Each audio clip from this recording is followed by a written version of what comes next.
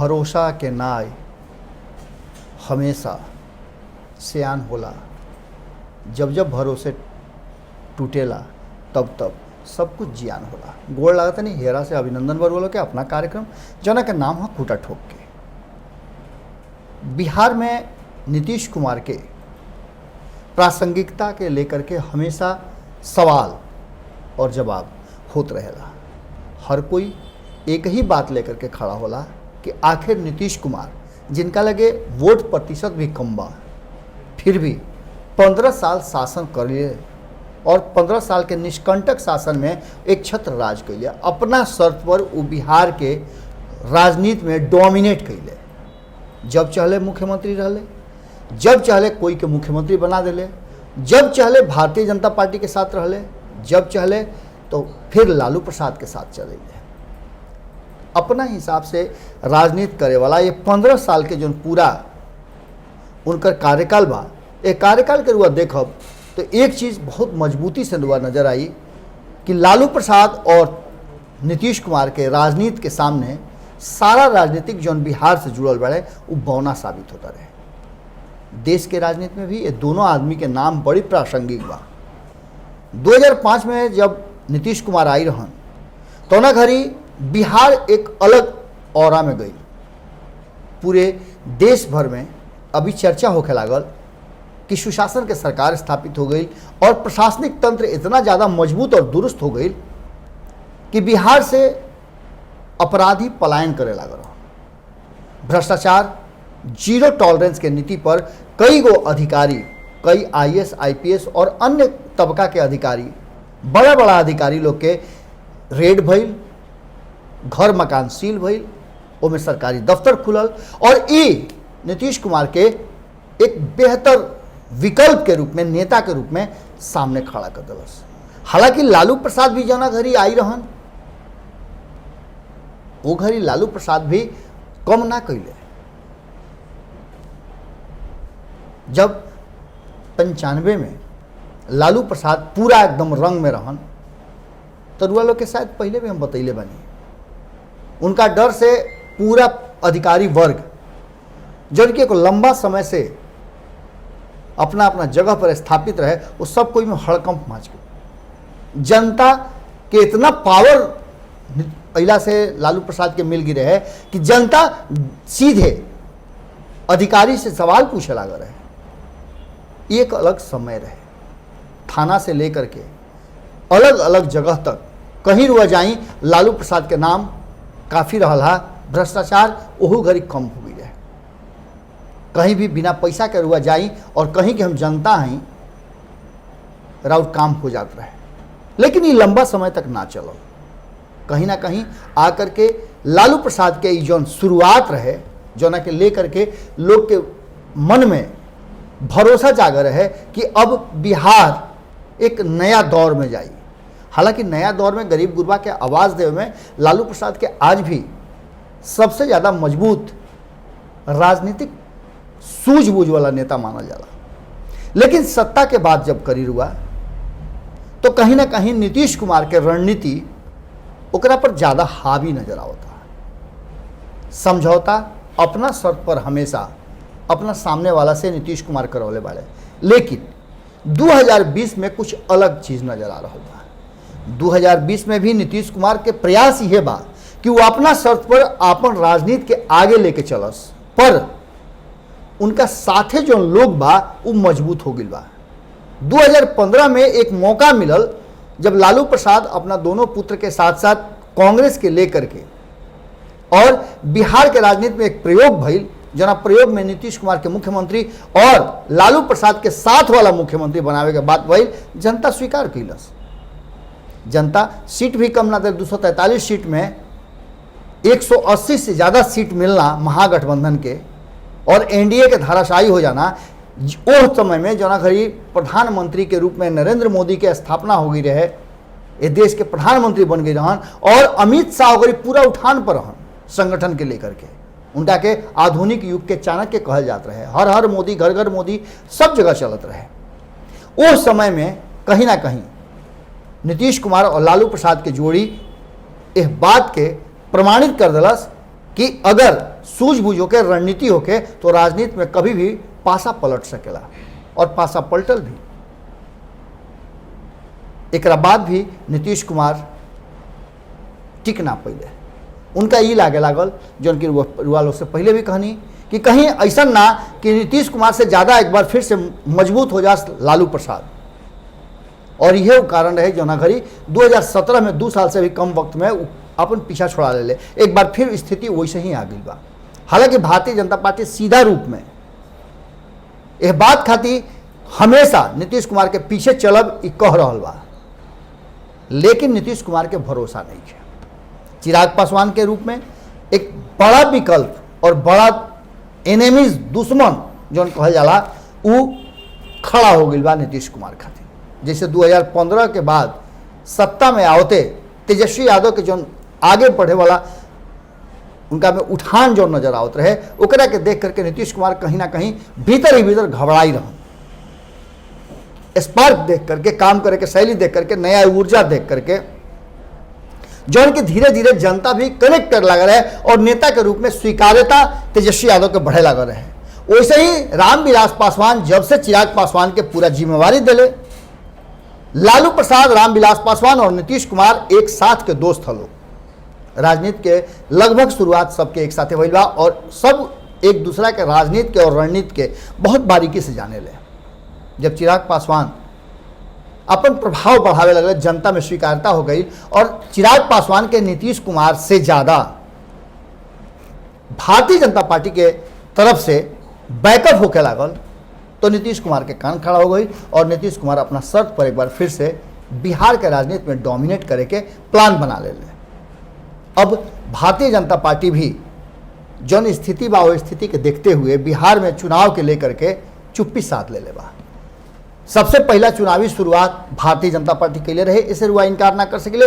रुआ virtual rally के बात कर ली, डिजिटल चुनाव प्रचार के बात कर ली, ओकरा में सबसे पहला शुरुआत पूरा धन बल जन बल से लेकर के मन बल से सब तरह से वर्चुअल रैली की शुरुआत हो गई और एक शुरुआत अमित शाह के द्वारा भई रहे। लेकिन भारतीय जनता पार्टी कोरोना के बढ़ते संक्रमण के देखते हुए अपन सारा रैली, सारा वर्चुअल रैली बंद कर दिलस। लेकिन उनका पीछे शुरुआत करे वाला, उनके रास्ता पर चले वाला जदयू में आज भी वर्चुअल रैली के लगातार काम हो रहा बा। रोज देखले होगा कि संपादक नमन मिश्रा जी लगातार इस बात पर चर्चा करते हुए बतईबो कैनी कि आखिर ये वर्चुअल रैली के का फायदा बा, जौन फेसबुक पर देखे वाला लोग के संख्या इतना कम बा। खुद जदयू के जो बड़ा बड़ा मणिरत्न का हाल है, नीतीश कुमार के 5 रत्न 6 रत्न 7 रत्न 8 रत्न 9 रत्न का हाल है, उस सारा 9 रत्न तक साझा नहीं करत। ऐसा स्थिति में ये वर्चुअल रैली के क्या महत्व बा, जबकि पैसा दुनिया भर के खर्चा हो रहा बा। और ये बात कहीं ना कहीं सही भी रहे। कोरोना के संक्रमण वर्चुअल रैली के चलते बढ़ल और भारतीय जनता पार्टी के कई लोग संक्रमित हो गई। डर से भारतीय जनता पार्टी अपन वर्चुअल रैली के बंद कर दिलस। लेकिन नीतीश कुमार के वर्चुअल रैली आज भी जारी बा। हालांकि नमन मिश्रा जी के ये बात कहला के बाद बहुत कुछ बदलल। अब धीरे धीरे जेकरा संगे अदावत भी बा, उहो प्रयास करता कि पार्टी लेवल पे उठ करके और ये दिखावे के कोशिश कर जाओ कि एकजुटता बा। हालांकि कितना एकजुटता बा भितरिया बात बा, लेकिन हम जो बात कहे खातिर वो लोग के सामने आइल बानी वो ई बा कि नीतीश कुमार कोई के बात माने खातिर तैयार नहीं खन और ना उनकर पार्टी माने खातिर तैयार बा। कौनो रूप में नीतीश कुमार के ई प्रण बा कि चुनाव समय पर होके, ओकरा पीछे बहुत सारा कारण बा। अगर कारण की तरफ हम जाता नहीं तो सबसे पहला कारण बा कि नीतीश कुमार के डर लागता कि कहीं अगर चुनाव के तिथि बढ़ गई और नवंबर के बाद चुनाव भइल तो नियत समय के बाद, यानी कि नया सरकार के गठन के घोषित तिथि जो अंतिम तिथि बा, वो तिथि के बाद राष्ट्रपति शासन लग जाई और राष्ट्रपति शासन लगला के बाद कहीं ना कहीं भारतीय जनता पार्टी सत्ता में आ जाई, चूँकि राष्ट्रपति केंद्र सरकार से सीधे सीधे गाइड होले। ऐसा स्थिति में नीतीश कुमार मुख्यमंत्री रहते हुए भी शून्य के बराबर हो जी हैं और ऐसा अवसर हुई जना घड़ी नीतीश कुमार छटपटा के भी कुछ ना कर सकेले। और शायद यह वो समय बा जना घड़ी नीतीश कुमार पूरी तरह से हैंड टू माउथ हो जी, उनका लगे कोई विकल्प ना बाजी और उनकर शक्ति जौन बा उ सीधे सीधे तौर पे संकुचित हो जाई। भारतीय जनता पार्टी की शक्ति बढ़ जाई और भारतीय जनता पार्टी अपना हिसाब से बिहार में चुनाव करा करके नया साथी बना सकेला। और इस समय नैखन चाहत नीतीश कुमार की होखे, एक कारण से वो चाहता रहे कि चुनाव हर स्थिति में होखे। एकरा के लेकर के रुआ देखले हो कि ब्रेकिंग न्यूज़ के तहत हमने के भारत लाइव ई खबर दिखैले रहे कि 10 दल मिल करके और बिहार में होखे वाला चुनाव वर्चुअल रैली से लेकर के अन्य चीज पर चुनाव आयोग के ध्यान आकृष्ट करल जना पर संज्ञान भी लिहल जा चुकल बा और चुनाव आयोग अपन टीम गठित करल। लेकिन सबसे बड़ा बात बा कि नीतीश कुमार एक कोरोना संकट के दौरान का करता रहे, कैसे कोरोना संक्रमण लगातार बढ़ल जाता और नीतीश कुमार के अस्पताल से लेकर के सारा स्वास्थ्य व्यवस्था चरमरा गई बा, जबकि केंद्र सरकार के कहना बा कि वो हर तरह से मदद कर रहा बा। ऐसा स्थिति में भी अगर सब कुछ चरमरा गई तो एकरा में नीतीश कुमार कहाँ दोषी बाड़े, जबकि भारतीय जनता पार्टी के पास ही स्वास्थ्य विभाग बा, चाहे केंद्र में होके चाहे राज्य में होके। क्योंकि केंद्र में रुआ लोग जानता नहीं कि केंद्रीय स्वास्थ्य राज्य मंत्री अश्विनी कुमार चौबे बिहार से ही बा, बिहार में मंगल पांडे बा और ए स्थिति में स्वास्थ्य व्यवस्था सरमराना बहुत कुछ कह रहा बा। हालांकि जिम्मेवारी नीतीश कुमार के कम होके वाला नहीं है। ये सब बात के लेकर के टीम के गठित करना और केंद्रीय टीम द्वारा नीतीश कुमार के क्रियाकलाप पर पूरा रिपोर्ट केंद्र के पहुंचाना नीतीश कुमार के शायद सोहात नहीं है। और यह कारण बा कि नीतीश कुमार एकदम अड़ गई बड़े। उनका कहना सीधे तौर पे बा कि हम ये सारा बात के दरकिनार करते हुए चुनाव आयोग से आग्रह करब कि चुनाव अपना नियत समय पर हो और लोकतांत्रिक प्रक्रिया में कोई तरह के व्यवधान ना आवे। देखे वाला बात हुई कि नीतीश कुमार के, जबकि वो भारतीय जनता पार्टी के भी बात नहीं खन मानत, चिराग पासवान और एलजेपी बात के भी कह चुकल बा, तेजस्वी यादव और सहित पूरा विपक्ष लालू प्रसाद तक की बात कह चुकल बाड़े और ये सब बात के लेकर के लालू प्रसाद भी हमलावर हो गई बाड़े। तो लोग देख लो कब कि कौना तरीका से तेजस्वी यादव नीतीश कुमार के कमी और खामी 55 के बाद अब 58 गो नीतीश कुमार के घोटाला के नाम दे रहा बा। ये बीच में लालू प्रसाद और राबड़ी देवी दोनों नीतीश कुमार पर हमलावर हो गई बाड़े और एक बार फिर से भोजपुरी के जीत भइल बा। भोजपुरी में लोग बतेबे कहनी कि जदयू भी अब प्रयास करे लागल जवाब देवे के, यानी कि लालू के जवाब लालू के ही शैली में दिया। अब लालू प्रसाद उस जवाब के और बढ़ा दे बड़े और लालू प्रसाद के साथ साथ राबड़ी देवी भी भोजपुरी में ट्वीट करते हुए जम करके नीतीश कुमार पर हमला कैले बड़े और नीतीश कुमार एक और अभी तक जवाब नहीं खन दिले, ना उनकर पार्टी जवाब दिले बा। हालांकि लालू प्रसाद के जवाब के लेकर के और इस सवाल पूछला पर जदयू के तरफ से कहल जा रहा बा कि कहीं ना कहीं लालू प्रसाद के आपन जेल में बैठ करके और जौन पुरनका गलती कैले बा ओकरा पर पश्चाताप करस।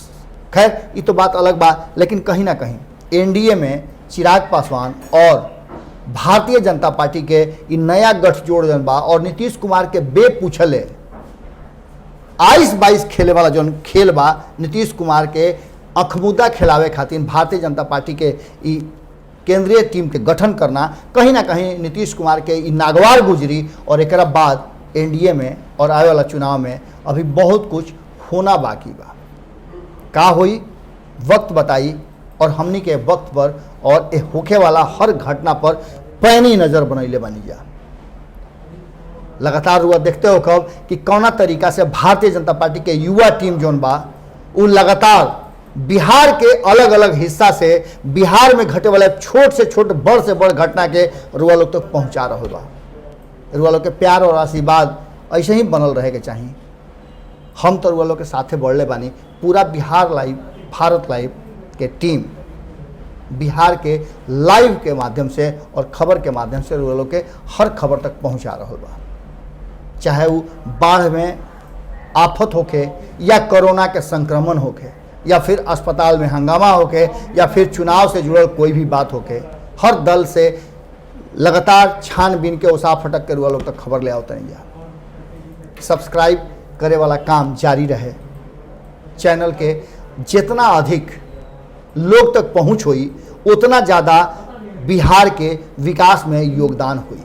कारण कि जब बात चर्चा से विमर्श के तरफ जाई तो निश्चित रूप से जौन कुछ भी कमी रह गई बा उ छानबीन करके सबके तक पहुँची।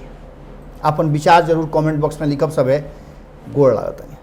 बढ़ाएं अपना कदम सक्सेस की ओर शिखर करियर इंस्टीट्यूट के साथ। शिखर करियर इंस्टीट्यूट पूर्वी भारत में एकमात्र कोचिंग संस्थान जो एक्सक्लूसिवली है मेडिकल एंट्रेंस एग्जाम के लिए।